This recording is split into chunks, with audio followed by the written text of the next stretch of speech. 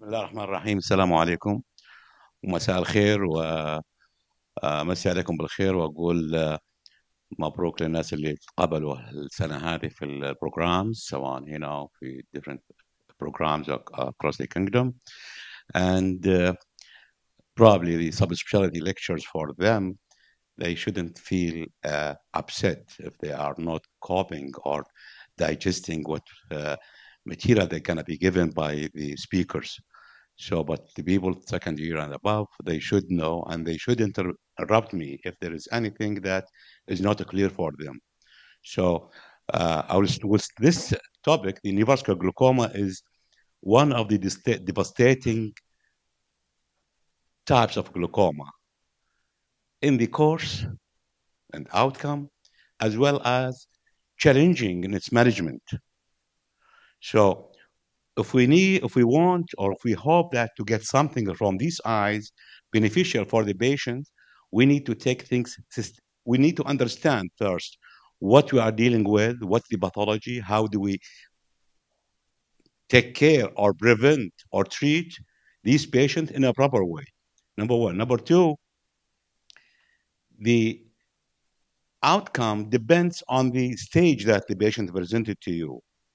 But definitely, you need to know things, or to take the patient in a systematic way. Otherwise, you will not get anything. You are wasting your time and wasting your patient eye and patient time also. So it is, as I said, it's devastating complication of retinal ischemia, as we'll see later on, and it is challenging in its management. And the neovascular glaucoma is one of the most challenging, as I mentioned, not only in its course, but also in its management. So this is it develops when or occurs when fibrovascular tissue grows. Grows Fibrovascular tissue grows on the surface of the iris and extend to the trabecular meshwork. Okay, shukran jazila. And extend to the trabecular meshwork, obstructing the aqueous humor outflow facility, so leading to the elevation of the intraocular pressure into high levels. So when this fibrovascular membrane reach the angle, first of all, will occlude the angle by a translucent fibrovascular membrane, probably visible. But when you look to the gonioscopy, you will see an open angle. So it's an open angle stage. There are many stages: pre-glaucoma, pre-uveitic stage, pre-glaucoma stage, open angle stage, and the closed angle stage. So in open angle stage, you will see that there is a membrane in front of the angle by fine vessels that reaching scars or extending beyond the scar spur and beyond the trabecular meshwork and obstructing the trabecular meshwork by this membrane. If this is not treated properly, this will lead to elevation of the pressure. This membrane will contract and cause this synechial attachment or adhesion between the iris and the trabecular meshwork, causing again aggressive form of secondary angle closure glaucoma. And this elevated intraocular pressure is often difficult to manage, and usually, if not adequately treated, this will result in a visual loss. So treatment is not treating only, like discussing this with my teacher, Dr. Jad'an, a while ago. He said, please stress the point that how do we approach the disease, that you need to look for the underlying pathology. So the treatment is not that difficult if we approach the patient in a systematic way. What do we mean by that? By looking, as you will see later, to the underlying pathology and take care of that. So what's happened, and here you can see, this is a fibrovascular membrane growing on the surface of the growing on the surface of the iris and extending to the angle. This is the underlying pathology. This is the precise cause of the pathology. So you need to remember this point, because we'll come to it later on. And this, when it contracts, it will lead to version of the posterior surface of the iris to the pupillary border, and the whole iris is taken to the angle, because closing the angle, giving the angle closure type or stage. So it was called in more than 100, in 1871 or 70, called the hemorrhagic glaucoma. Why? Because the people at that time, they believed that, or they thought that the pressure elevation is due to the presence of blood in the anterior chamber. This is the cause of elevation of the pressure. However, later on, about a year later, 100 years later or so, researchers found that the problem is not the hemorrhage. The problem is the growing of these vessels, as I told you, on the surface of the iris and extending to the angle, closing the angle, causing the elevation of the pressure. The blood is not the primary cause. It can add a additive effect, but the primary issue is the presence of abnormal blood vessels on the iris and at the angle. So this is the reason. So from where these blood vessels came, nobody knows. But Michelson in around 1950 or 48, he said that there's something happening in the eye that lead to the formation of these blood vessels. He called it vasoformative substances or angiogenic factors. He doesn't know what is it, and he called it X factor at that time, unknown to them at that time. And he said these vasoformative substances released or upregulated, or angiogenic substances upregulated or released from an ischemic retina, whatever the cause, ocular or extraocular causes. So, and this abnormal vasoformative substances lead to the formation or lead to the development of intraocular neovascularization. I'm trying to be very slow and to let you understand what is going on. So, what are these causes that lead to retinal ischemia? So, when you look to a patient with a neovascular glaucoma, you need from this, at this point, that 97%, if you have a patient with a neovascular glaucoma, the primary pathology at the retina. 97% of neovascularization in the intraocular neovascularization is due to retinal ischemia, hypoxia. So, and the most common causes of this hypoxia is, on top of them, is BDR, proliferative diabetic retinopathy, the major cause of this retinal ischemia. Then it comes central retinal vein occlusion, then carotid obstructive diseases. These are the three main reasons for neovascularization inside the eye due to retinal ischemia. So these three conditions cause retinal ischemia that upregulate or reduce vasoformative substances that lead to development of the intraocular neovascularization, posterior segment and anterior segment. So, and of course, there are other causes, but the most important ones is the three top or the three major conditions. Researchers spent about 50 years to find these vasoformative substances that has been postulated by McKelson in 48. They spent about 50 years to find out what are these substances, and they found that one of the major molecule of these substances is vascular endothelial growth factor.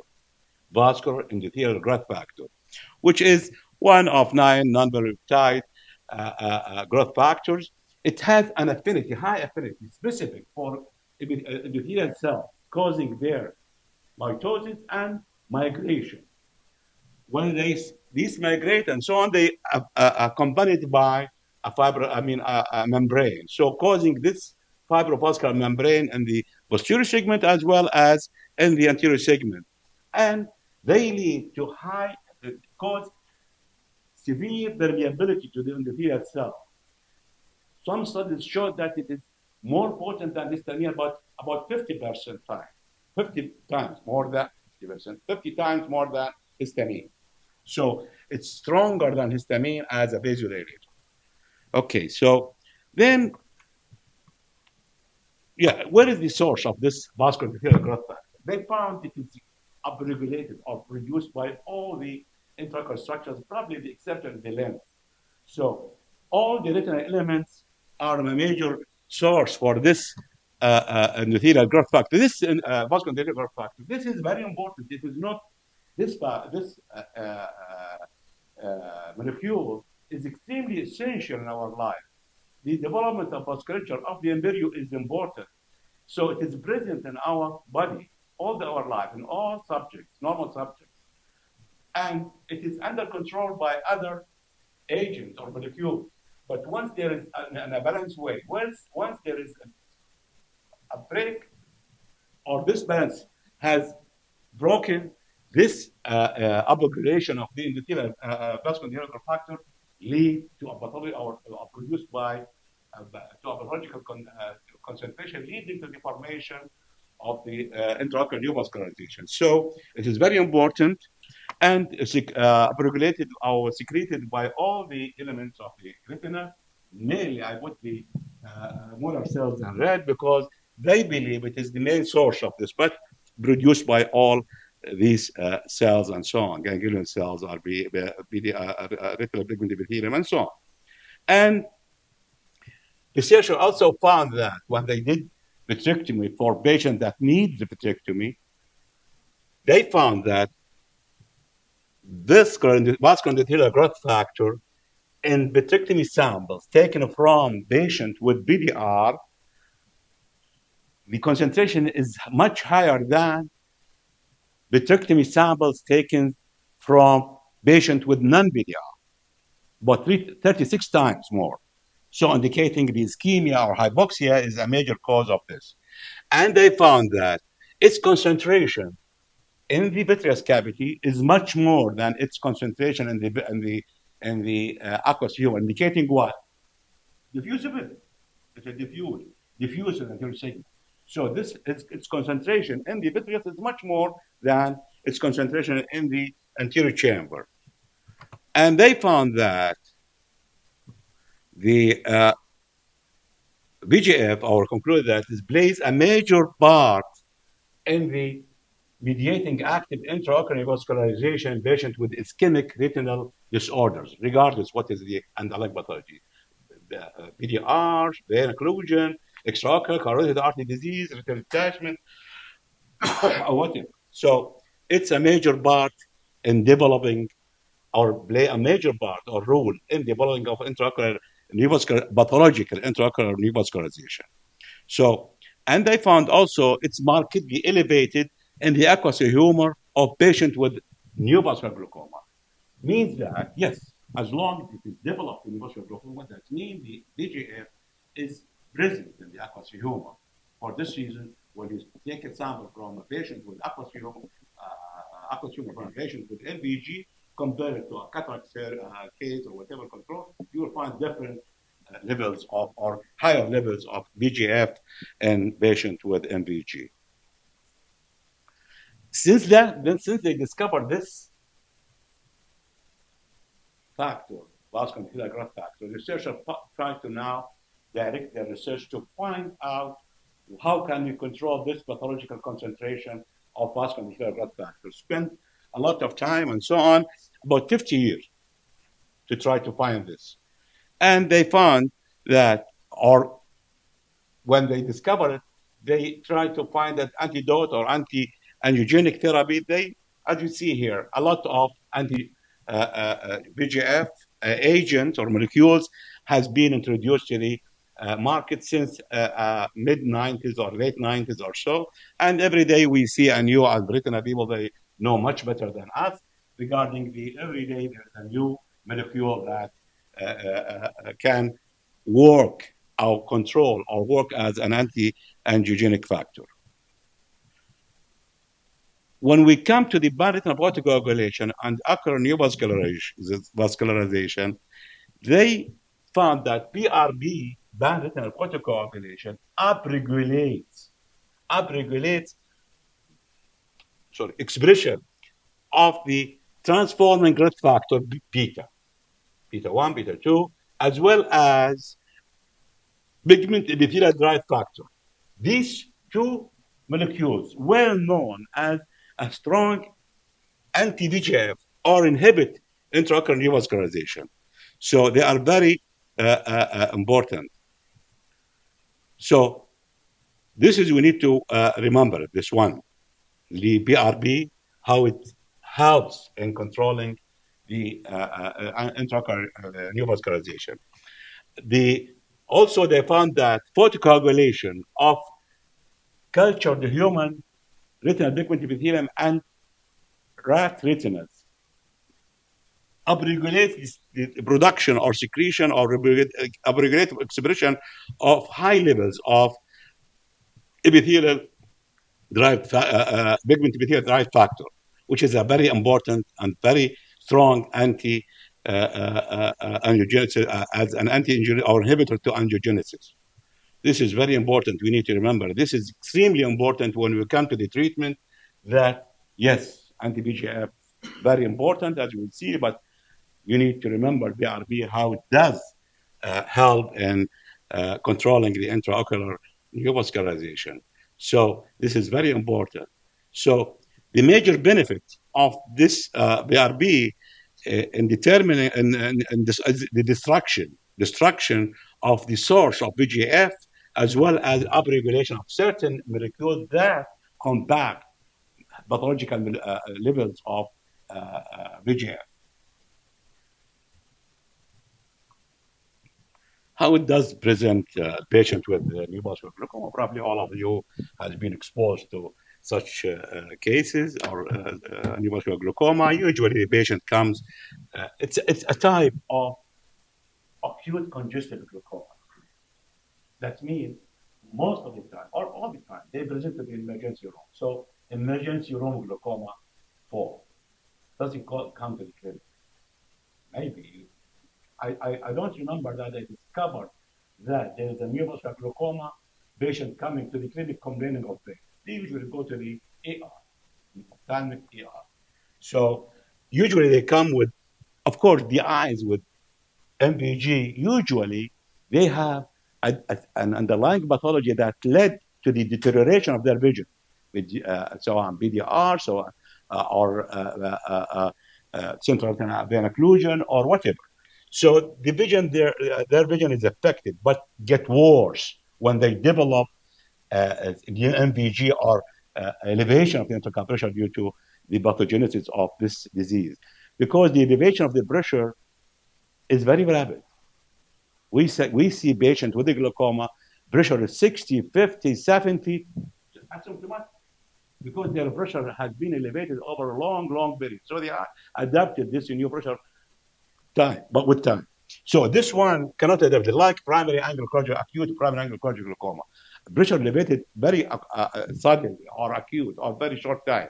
So the eye cannot tolerate it. So the signs or symptoms of a highly elevated intraocular pressure comes like pain, drop of vision due to corneal edema, and decreased vision, of course, and as well as anterior chamber reaction you might find in this patient, especially because the blood ocular barrier has been broken, and so on. So mid-dilated pupil probiosis. This is the hallmark of the disease, but sometimes you cannot, see in the eye if the cornea is very diminished. But when you look to the history, take a good history, you will find that there's a high possibility this is a neovascular glaucoma. So you can put the different diagnosis later on, as we'll see, I think. A neovascular, sometimes the neovascularization in certain percentage, you may find the neovascularization at the angle before it appears at the pupillary border. But most of the time, the neovascularization, you see it at the pupillary border or on the surface of the eye. But in some cases, you may find so for this reason, gonioscopy is extremely important to look. You may find the MVA in the angle before the appearance of the MVIs. So don't forget this. So what is the management of neovascular glaucoma? I remember my dear teacher Dr. Ibrahim, I was here in late 80s, and when we see a patient with neovascular glaucoma, we said, okay, this is يعني, a poor patient. We have nothing in our hands to control or to improve or to help this patient. Usually, as Duke Elder said, the only practical treatment for these cases, this is 4 or 5 decades ago, and it's not, 100 years or so. It's inoculation of the eye. Remove the eye, pain from blind eye.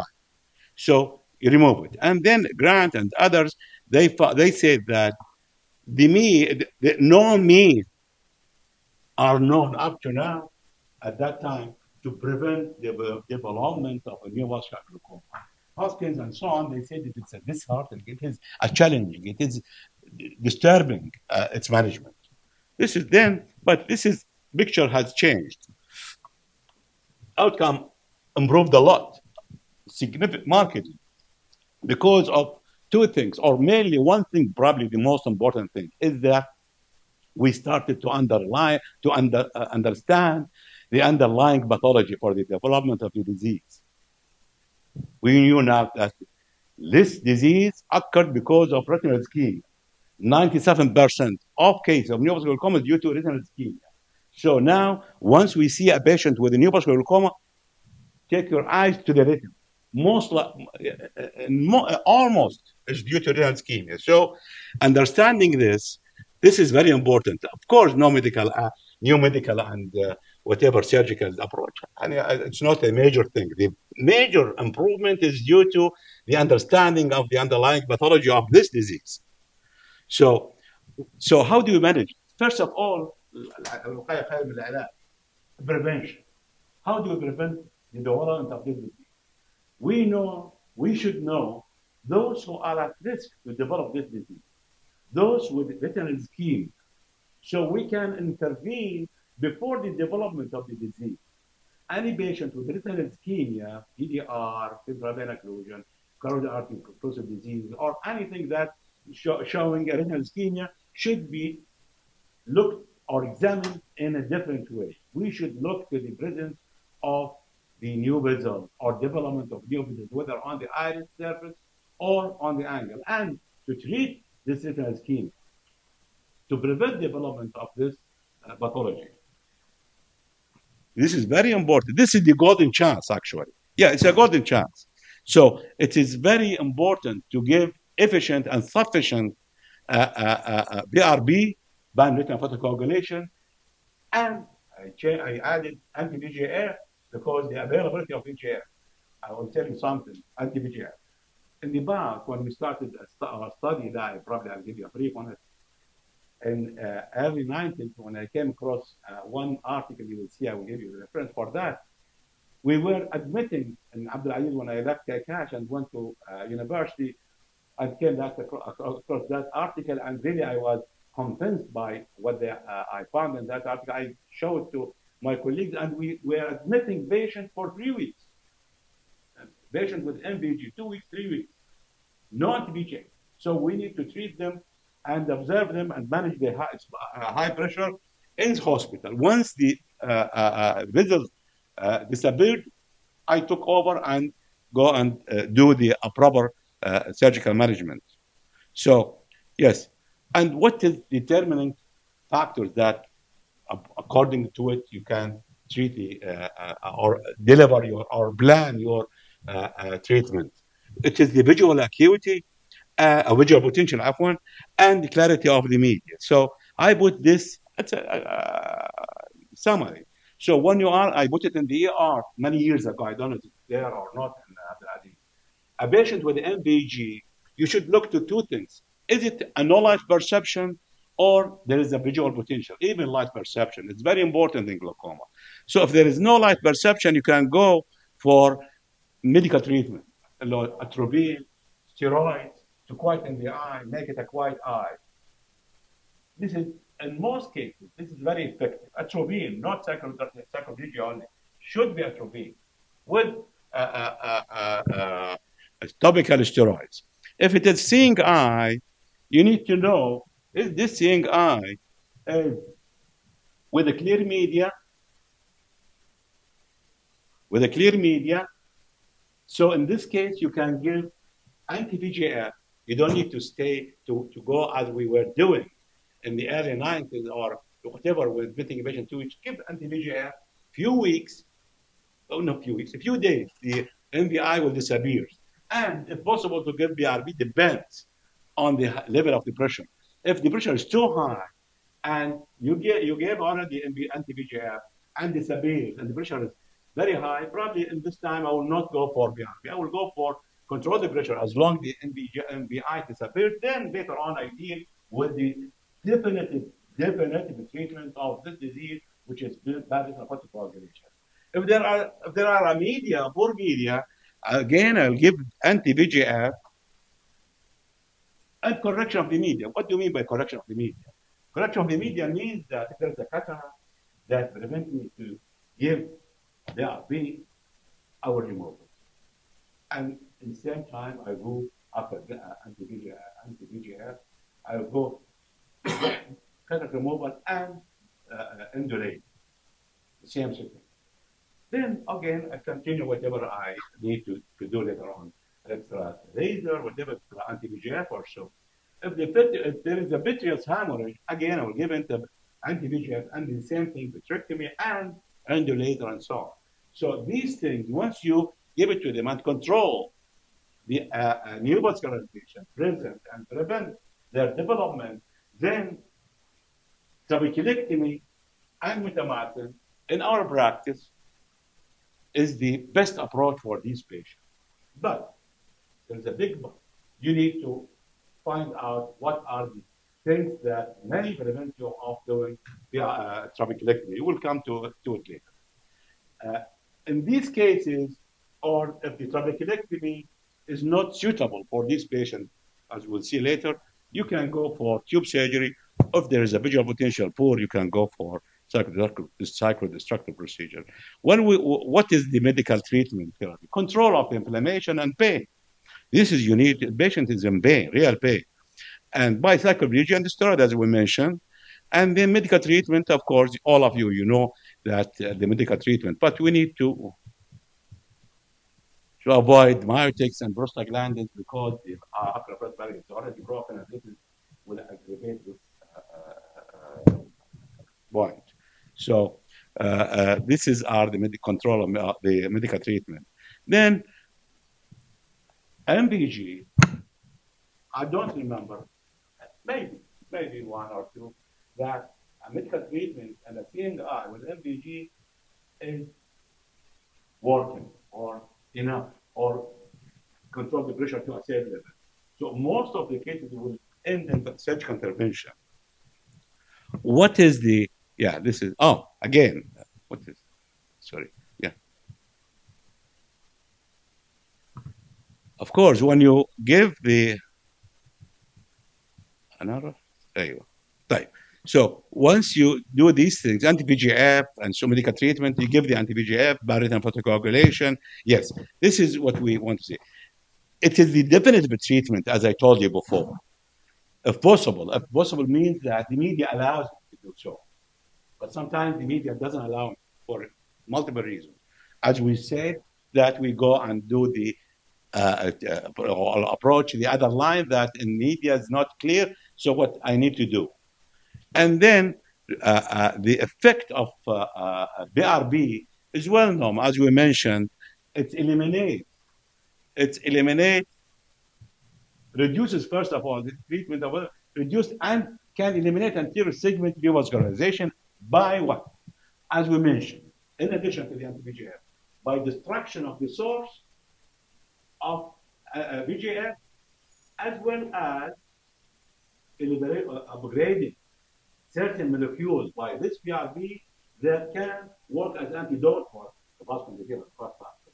اللي هم transforming growth factor B and yes, sir. Yeah. So these are very important. So once you did these things, then you come to surgical intervention. More, as I told you, most of the time that I dealt with neovascular glaucoma, rare, exceptional, that medical treatment is enough. So there are options: filtration surgery, tube surgery, cyclodestructive procedure, others, and so on. I will start with the last one. I'm trying to be, but I know that there will be a lot of questions and so on. But now also you can ask questions or stop me to elaborate more on certain points. So when we talk about cyclodestructive procedures, cyclophotocoagulation, cyclocryotherapy, all of them, they are associated with a serious complication, either visual loss or even crisis of life. Probably, these reports are a little bit odd. Probably, they're missing one thing. They are missing one thing, that you need to treat the underlying pathology. If you control the underlying pathology, I think, yes, still CBC or these things can give a better outcome. But of course, not as if we go to tube surgery, for example, again, a tube surgery, I will not employ unless trabeculectomy or there is something that prevents me from doing trabeculectomy. Like what? Like the conjunctiva has been touched or has been destroyed or has been, surgery has been done, failed trap, previous retinal surgery. So the conjunctiva is not healthy to do trabeculectomy for a reason or another. So then I can go for tube surgery. There is a variable outcome of the tube surgery. But again, it is very useful way of managing surgical management of neovascular glaucoma. But again, we need to control the underlying pathology. If not, nothing will work. Then I'll come to filtration surgery.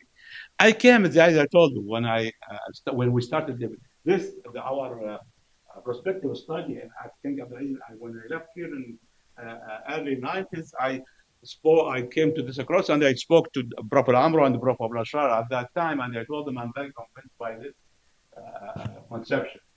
And they said, okay, let us try. See, this article talking about, I think, as I believe, 3 cases with MBG. They treat them with laser. I think that was laser or whatever. I don't remember. They probably written it all much better than me. And they control the development of, first of all, they eliminated the neovascularization and they control the development of neovascularization and they manage the glaucoma by as a normal glaucoma case. As a primary, chronic primary glaucoma, as primary open glaucoma, there is no more neovascularization. And they underreported their result was very beautiful or good results. So what they said that if you're able to control the intraocular neovascularization, then the glaucoma that you have is treated as an ordinary glaucoma, primary glaucoma. Okay, so we start this study, at King Abdul Aziz, the prospective study, and we were, as I told you, admitting before the introduction of anti-VEGF, and reducing admitting the patient in the hospital for 2 weeks, 3 weeks, and the one on call at night comes and deflate the eye pressure at 60 or so or 50 every 2 hours or 3 hours, anyhow. So, and when we look to and we reported this study in 2008, and I remember I met one from Moorfield in one of the meetings. He said, I said, look at the Saleh and so on, or Flanagan report, and we are repeating their study, but in a larger scale. We believe in that. So he said, I will do it. They did it in Moorfield and also came, I saw him 10 years later, he's presenting his results and as a poster in one of the meetings. Anyhow, so we have a good number, 30 eyes or 27 patients. I will not waste your time in this. And as you see here, there are mainly males, and the mean age was about 53. Majority of them BDR, and a little of them is central vein occlusion. Most of them aphakic, sorry, and 3 of them were pseudophakic. So, of course, initial IUB was 41, range from 55 to 57. As you see here, gonioscopy, only 4 cases that open angle. closed in 18 eyes and partially open in 8 eyes. And vision was ranging from hand motion to 20/40. And as I told you, the most of them are phakic eyes, and number of shots is not. And the technique is the ordinary trabeculectomy that every glaucomatologist is doing. No change, except that you need to take care and as a precaution when you are managing such patients with high IOP on the table, whether neovascular glaucoma or other cases. Even I'm adapting this in our practice in each case, biopsy cases before I enter the eye. Even the pressure is 20 in ordinary glaucoma or 15, I need to reduce it a little bit before I open the fistula or maybe I'll make the fistula. So only the procedure is the gradual decompression of the globe. This is extremely important. It can cut many of the intra as well as early postoperative complications, choroidal, choroidal hemorrhage, vitreous hemorrhage, many things. Decompression retinopathy, many complications. So by simple things that we need to be very careful in these cases.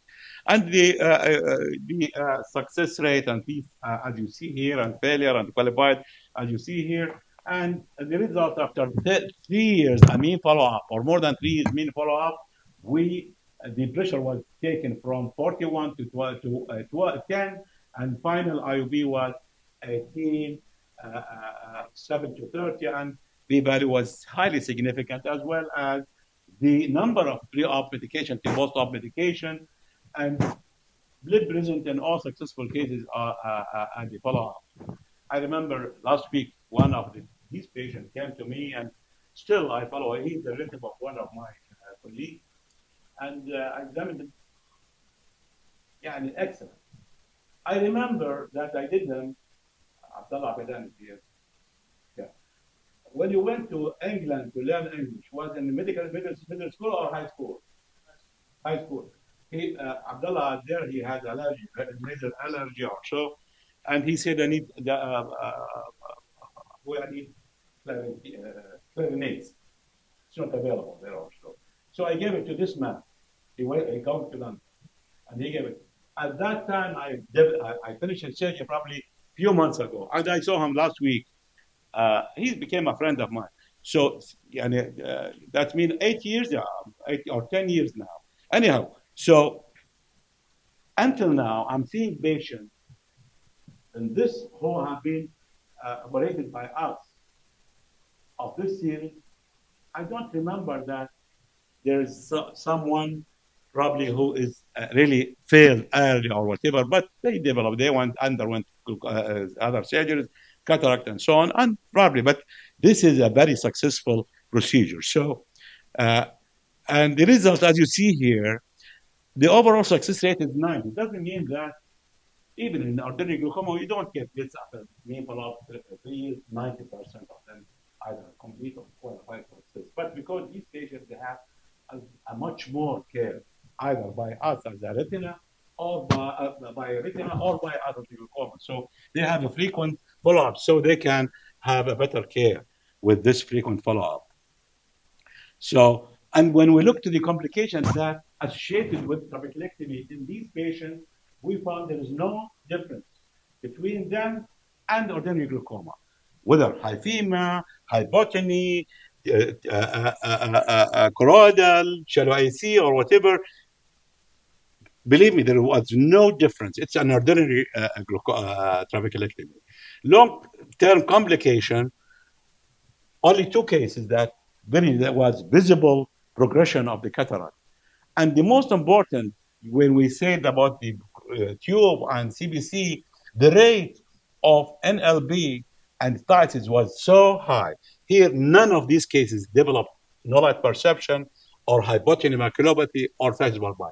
Why I'm bringing this? To tell you that neovascular glaucoma is really, if you take it, or your approach was proper by dealing with underlying pathology and control the underlying pathology, whether you do trabeculectomy, tube surgery, the outcome will be better.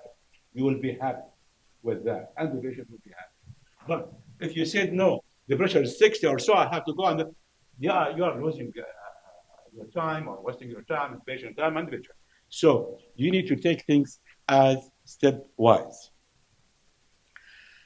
So in conclusion, يعني, yes, neovascular glaucoma is a preventable, as we mentioned. Why we said preventable? By identifying those at risk to develop neovascular glaucoma, and they are well known to us.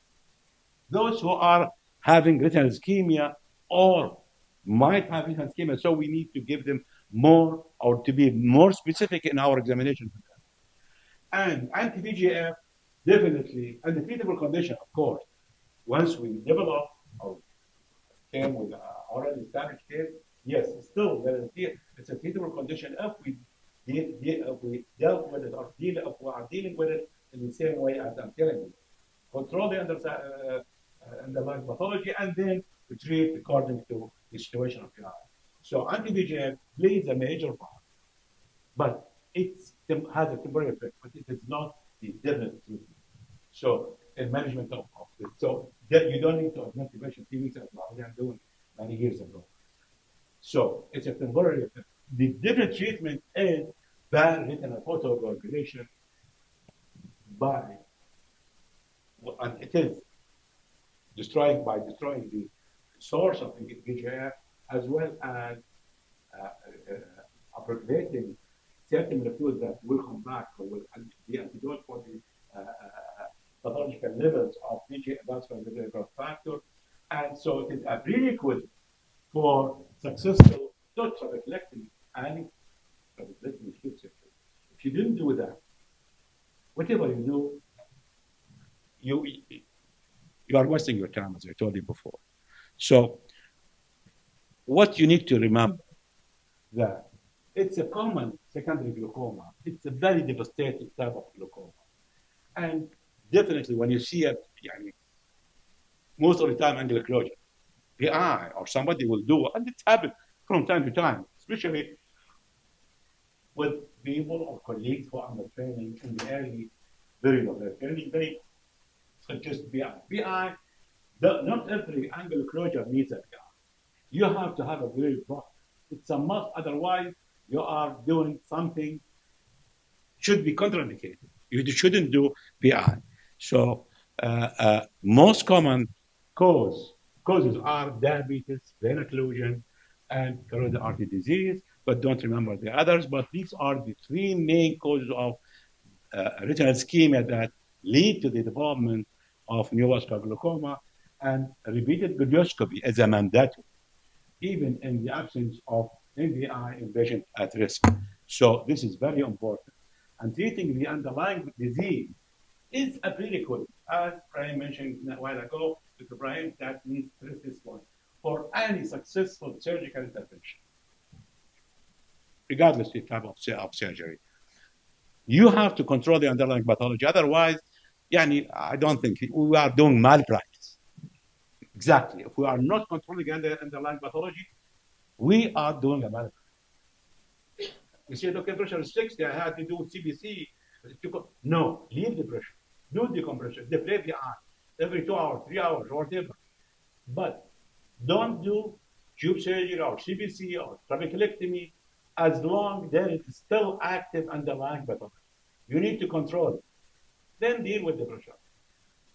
If you didn't do that, you will lose the eye, whether by the glaucoma or by the underlying pathology. You don't treat the underlying pathology. So take things in a systematic way. Yeah, so this is a successful one of our cases. And you see the development. So it doesn't mean that, okay, involuted disease, and good trabeculectomy and pressure is controlled. Again, you need to see them. This is he developed or she, I don't remember, a new vessel. So always keep an eye on these patients with underlying pathology. These eyes are sick eyes and sick bodies. So please, this is it. I think this is, you don't need to bother yourself with this. Yeah, probably there are extra slides, probably for other lectures, different MD and so on. So this is the point that I would like to stress with you or to remember. And now I'm over to answer any question. Thank you. Yes.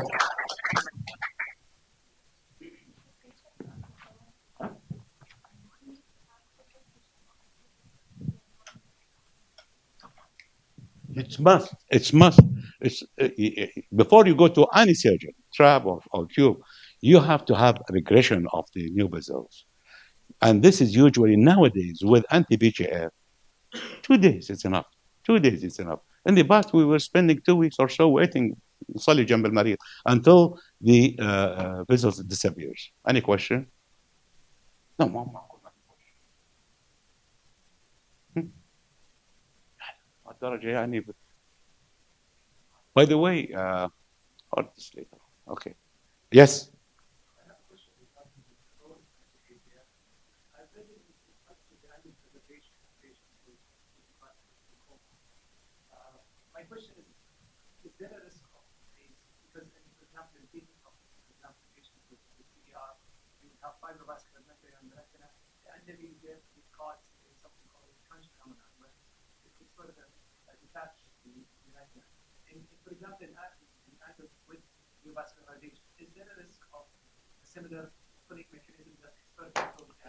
Very good. Excellent question. Although this first time I came across and so on. The part in the retina, I will leave for retina people. But for the angle, if you give anti-VEGF, and this may, as you mentioned, happens as in retina, we agreed on that, lead to contraction of this membrane, I don't mind. But as long I'm going to regress the results. So it's a prerequisite to get rid of these new vessels and prevent further development of new vessels. Thank you very much for this question. Yes? Question? Yes.